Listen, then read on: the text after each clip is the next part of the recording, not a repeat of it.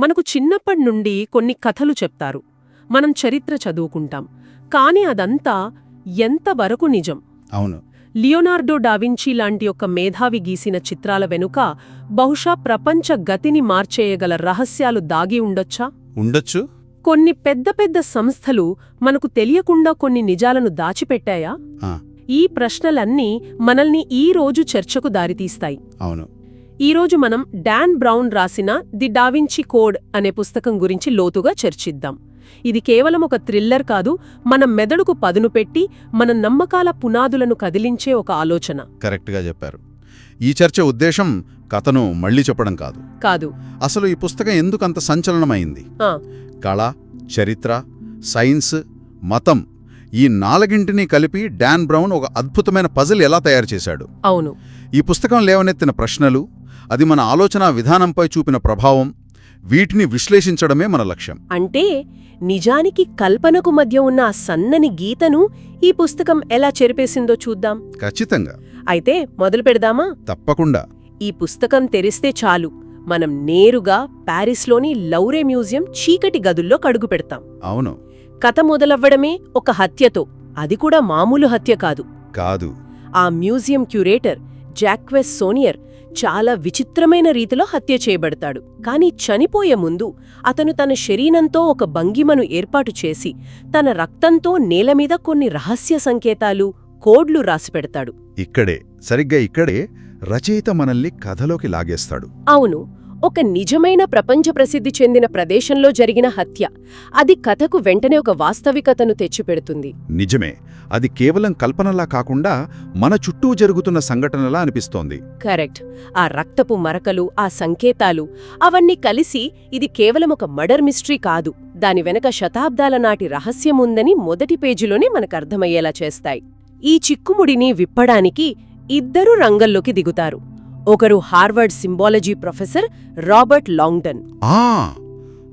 Langdon. ఆయన ప్రత్యేకత ఏంటంటే పురాతన చిహ్నాలు, సంకేతాల వెనుక దాగి ఉన్న అర్థాలను విప్పగలడు. మనకొక చిత్రం కనిపిస్తే ఆయనకు దాని వెనుక ఉన్న చారిత్రక కథ కనిపిస్తుంది. ఆయనతో పాటు సోఫీ నెవ్యూ, ఈమె ఒక ప్రతిభావంతురాలైన క్రిప్టాలజిస్ట్. అంటే కోడ్లను బ్రేక్ చేయడంలో నిపుణురాలు. అవును. చెప్పాలంటే లాంగ్డన్ ఏమిటి అని ఆ సింబల్స్ అర్థం చెప్తే, సోఫీ ఆ కోడ్స్ ఎలా పనిచేస్తాయో ఛేదిస్తుంది. ఒకరు చరిత్రను చదివితే మరొకరు గణితాన్ని ఛేదిస్తారు. సరిగ్గా చెప్పారు. ఈ ఇద్దరి కలయికే కథకు ఆయుపట్టు. సరే, ఇక అసలు విషయానికొద్దాం. ఈ పుస్తకం రేపిన అతిపెద్ద వివాదాలు. కథనం ముందుకు వెళ్తున్న కొద్దీ మనకు కొన్ని షాకింగ్ విషయాలు తెలుస్తాయి. అవును. ఉదాహరణకు హోలీ గ్రేల్ అంటే ఏసుక్రీస్తు చివరి భోజనంలో వాడిన ఒక పాత్ర కాదని ఈ పుస్తకం వాదిస్తుంది. అది మొదటి బాంబు. శతాబ్దాలుగా క్రైస్తవ ప్రపంచం వెతుకుతున్న పవిత్రమైన వస్తువొక కప్పు కాదు అని చెప్పడం చిన్న విషయం కాదు కదా. అస్సలు కాదు. ఇక్కడ అసలైన ట్విస్ట్ ఇచ్చాడు రచయిత. గ్రెయిల్ ఒక వస్తువు కాదు, ఒక వ్యక్తి అని. ఒక వ్యక్తి? అవును. ప్రత్యేకంగా మేరీ మ్యాగ్డలెన్ అని, ఆమె యేసుక్రీస్తు వంశాన్ని అంటే ఆయన రక్త సంబంధాన్ని ముందుకు తీసుకెళ్లిందని ఈ పుస్తకం వాదిస్తుంది. పాత ఫ్రెంచ్ భాషలో షాంగ్రియల్ అనే పదాన్ని షాన్గ్రియల్ అంటే హోలీ గ్రెయిల్ అని కాకుండా సాంగ్రియల్ అని విడదీసి చూపించాడు. సాంగ్రియల్ అంటే రాయల్ బ్లడ్, రాజవంశపు రక్తం. ఈ ఒక్క ఆలోచనే శతాబ్దాల నమ్మకాలను కూకటి వేళ్లతో పెకిలించింది. ఒక వాదన అంత బలంగా ఉండాలంటే దానికి ఏదో ఒక రకమైన ఆధారం చూపించాలి కదా. కథలో ఆ ఆధారాన్ని లియోనార్డో డావించి చిత్రాలలో చూపిస్తాడు రచయిత. ఇది చాలా ఆసక్తికరమైన భాగం. ఖచ్చితంగా. ఉదాహరణకు ద లాస్ట్ సప్పర్ పెయింటింగ్నే తీసుకుందాం. సరే. అందులో యేసుక్రీస్తు పక్కన ఆయన కుడివైపునున్న శిష్యుడు జాన్ చాలా స్త్రీ లక్షణాలతో సున్నితంగా కనిపిస్తాడు. అవును, గమనించాను. ఈ పుస్తకం వాదనేంటంటే అది జాన్ కాదు, మేరీ మ్యాగ్డలిన్ అని. వావ్. అంతకంటే ముఖ్యంగా యేసుక్రీస్తుకి ఆ పక్కన ఉన్న ఆ వ్యక్తికి మధ్య ఖాళీ స్థలం ఒక స్పష్టమైన వి ఆకారంలో ఉంటుంది. వి ఆకారం? అవును, వి. ఈ వి ఆకారం స్త్రీత్వానికి, గర్భాశయానికి ఒక పురాతన చిహ్నం. దాన్ని చాలీస్ లేదా కప్పు అని కూడా అంటారు. ఓ, అంటే హోలీ గ్రేల్ యొక్క చిహ్నం ఆ పెయింటింగ్లోనే దాగి ఉందని రచయిత వాదన. అదే. ఇది చిన్న వివరమే అయినా మొత్తం కథనే మార్చేస్తుంది. అంటే డావించి కావాలనే ఈ రహస్యాన్ని తన పెయింటింగ్లో దాచాడని పుస్తకం చెబుతుంది. మోనాలిసా పెయింటింగ్లో కూడా ఇలాంటి రహస్యాలు ఉన్నాయనంటారు కదా? ఉన్నాయి. మోనాలిసా ముఖంలో పురుష, స్త్రీ లక్షణాలు రెండూ కనిపిస్తాయి. అది ఒక రకంగా స్త్రీ పురుషుల పవిత్ర కలయికకు ప్రతీక అని అంటాడు. అంతేనా? అంతేకాదు, మోనాలీసా అనే పేరులోని అక్షరాలను మార్చి చూస్తే అమన్ లిజా అని వస్తుందని. అమన్ లిజా? అవును, అవి ఈజిప్టియన్ దేవుడు ఆమన్, దేవత ఐసిస్ల పేర్లని, ఇది కూడా దైవిక పురుష, స్త్రీ తత్వాల కలయికకు చిహ్నమని కథను వివరిస్తోంది. అద్భుతం. ఇలా ప్రతిచోటా సింబల్స్ను వాడుతూ వాస్తవాన్ని, కల్పనను ఎంత నేర్పుగా కలిపాడంటే చదివేటప్పుడు ఏది నిజమో ఏది కల్పనో మనం చెప్పలేం. నిజమే. ఆ వేగం, ఆ రహస్యాలు మనల్ని కట్టిపడేస్తాయి. కాని ఆలోచిస్తే ఈ వేగవంతమైన కథనం వెనుక రచయిత మనల్ని కొన్ని చాలా లోతైన ప్రశ్నలు అడిగేలా చేస్తున్నట్టు అనిపించనేదా? ఖచ్చితంగా. ఈ హత్యలు, రహస్యాలు కేవలం కథ కోసమేనా, లేక మన నమ్మకాలను ప్రశ్నించడానికా? అక్కడికే వస్తున్నాను. ఈ పుస్తకం విజయం కేవలం దాని థ్రిల్లింగ్ కథనంలోనే లేదు. మరి దేన్లో ఉంది? అది పాఠకుల మనసులో నాటే సందేహ బీజాలలో ఉంది. ఒకవేళ ఈ పుస్తకంలోని వాదన నిజమైతే మరి మనకు ఇప్పటివరకు చెప్పిన చరిత్రేంటి అనే ప్రశ్న తలెత్తుతుంది. అవును. చరిత్రను ఎప్పుడూ గెలిచిన వాళ్లే రాస్తారనే అంటారు కదా. ఈ పుస్తకం అదే పాయింట్ను బలంగా నొక్కి చెబుతుంది.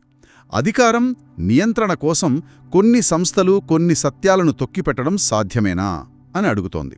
అంటే మనం నమ్మి ప్రతిదాన్ని గుడ్డిగా అంగీకరించొద్దు, ప్రశ్నించాలి అని చెబుతోందా? ఖచ్చితంగా. అందుకే చాలామంది దీన్ని ఒక మేధోపరమైన మేల్కొల్పు అన్నారు. ఒక రకమైన ఇంటెలెక్చువల్ అవేకనింగ్. ఆసక్తికరంగా ఉంది. ఈ పుస్తకం చదివాక చాలామంది చరిత్ర పుస్తకాలను, మత గ్రంథాలను, కళాఖండాలను ఒక కొత్త దృష్టితో చూడటం మొదలుపెట్టారు. ఆహా!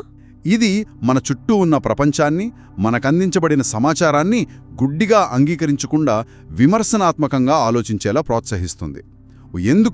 ఇలాగే ఎందుకు జరిగింది అని ప్రశ్నించే ధైర్యాన్ని ఇస్తుంది. కానీ కొంతమంది దీన్ని కేవలం కల్పనగా కొట్టిపారేయచ్చు కదా? పారేయచ్చు. చరిత్రను వాడుకుని డబ్బు సంపాదించుకునే ప్రయత్నం అని కూడా విమర్శలొచ్చాయి. ఈ వాస్తవం, కల్పన మధ్యున్న గీత గురించి మీరేమంటారు? మంచి ప్రశ్న. విమర్శలు చాలానే వచ్చాయి. చాలామంది చరిత్రకారులు ఈ పుస్తకంలోని చారిత్రక వాదనలను ఖండించారు. కానీ ఇక్కడే మనం ఒక ముఖ్యమైన విషయం గమనించాలి. ఏమిటది? డాన్ బ్రౌన్ దీన్ని ఒక నాన్ ఫిక్షన్ పుస్తకంగా ప్రచురించలేదు, ఒక నవలగా ప్రచురించాడు. అవును, అది ఫిక్షన్. కానీ అతను చేసిన తెలివైన పనేంటంటే పుస్తకం మొదట్లోనే ఫ్యాక్ట్ అనే ఒక పేజీ పెట్టి ఇందులో పేర్కొన్న సంస్థలు, కళాఖండాలు, పత్రాలు అన్నీ నిజమైనవే అని చెప్పడం. ఓ! ఇది పాఠకుడి మనసులో ఒక రకమైన ప్రామాణికతను సృష్టిస్తుంది. దాంతో కథలో చెప్పే కల్పన కూడా నిజమేనేమో అనే భ్రమ కలుగుతుంది. నిజమే. ఈ టెక్నిక్ ఒక సాధారణ థ్రిల్లర్ను ఒక వ్యసనంగా, ఒక చర్చనీయాంశంగా మార్చేసింది. ఈ పుస్తకంలోని పాఠాలను మన రోజువారీ జీవితానికి ఎలా అన్వయించుకోవచ్చు? ఇది కేవలం చరిత్ర, మతం గురించేనా, లేక మనకు ఏదైనా నేర్పిస్తుందా? తప్పకుండా నేర్పిస్తుంది. మనం రోజూ ఎన్నో విషయాలను గుడ్డిగా నమ్మేస్తాం. వాట్సాప్లో వచ్చిన ఫార్వర్డ్ మెసేజ్ కావచ్చు, మీడియాలో వచ్చే వార్త కావచ్చు, లేదా మన చుట్టూ ఉన్నవాళ్లు చెప్పే మాటలు కావచ్చు. వాటిని లోతుగా పరిశీలించం, ప్రశ్నలు అడగం, కేవలం నమ్మేసి ముందుకు వెళ్తాం. నిజమే. ఒక రకంగా అది మనకు సులభమైన మార్గం. సమూహంతో కలిసిపోవాలనే తాపత్రయంలో ఎదురు ప్రశ్నించడానికి భయపడతాం. అవును. కాని ది డావించి కోడ్ మనకు ఏం చెప్తుందంటే రాబర్ట్ లాంగ్డన్ లాగా ఆలోచించమని. అంటే అతను ప్రతి చిన్న సింబల్ను, ప్రతి క్లూను ఎలా విశ్లేషిస్తాడో, దాని వెనుకున్న చరిత్రను ఎలా తవ్వి తీస్తాడో మనం కూడా మనకు ఎదురయ్యే సమాచారాన్ని అలాగే చూడాలి. ఓ! సమాచారాన్ని కేవలం స్వీకరించడమే కాకుండా దాన్ని విశ్లేషించే అలవాటును పెంపొందించుకోవడం అనేది ఈ పుస్తకం నుండి నేర్చుకోగల అత్యంత ముఖ్యమైన నైపుణ్యం. ఇది మనల్ని మరింత చురుకైన ఆలోచనాపరులుగా మారుస్తుంది. అద్భుతంగా చెప్పారు. అంటే ఇది కేవలం వినోదం మాత్రమే కాదు, మన బ్రెయిన్కు ఒక మంచి వ్యాయామం లాంటిది. ఖచ్చితంగా.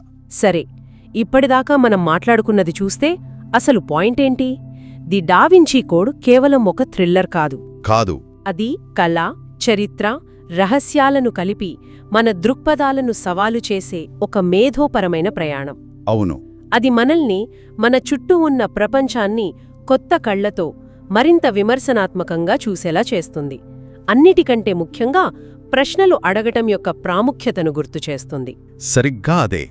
అయితే ఈ చర్చను ముగించే ముందు శ్రోతలను ఆలోచింపచేసే ఒక చివరి ప్రశ్నతో ముగిద్దాం. తప్పకుండా. ఈ పుస్తకం చారిత్రక వాస్తవాలను, కళాఖండాలను తన కల్పిత కథనానికి ఎంత నేర్పుగా ఉపయోగించుకుందో మనం చూశాం కదా. అవును. ఇది ఒక ఆసక్తికరమైన ప్రశ్నను లేవనెత్తుతుంది. ఒక కథ వాస్తవాన్ని, కల్పనను ఇంత చాకచక్యంగా కలిపినప్పుడు వినోదానికి మరియు వాస్తవ విశ్లేషణకు మధ్య గీతను మనం ఎక్కడ గీయాలి? చాలా మంచి ప్రశ్న. పుస్తకం చదివి ముగించిన చాలా కాలం తర్వాత కూడా అందులోని కల్పన మన వాస్తవిక అవగాహనపై ఎలాంటి శాశ్వత ముద్ర వేస్తుంది?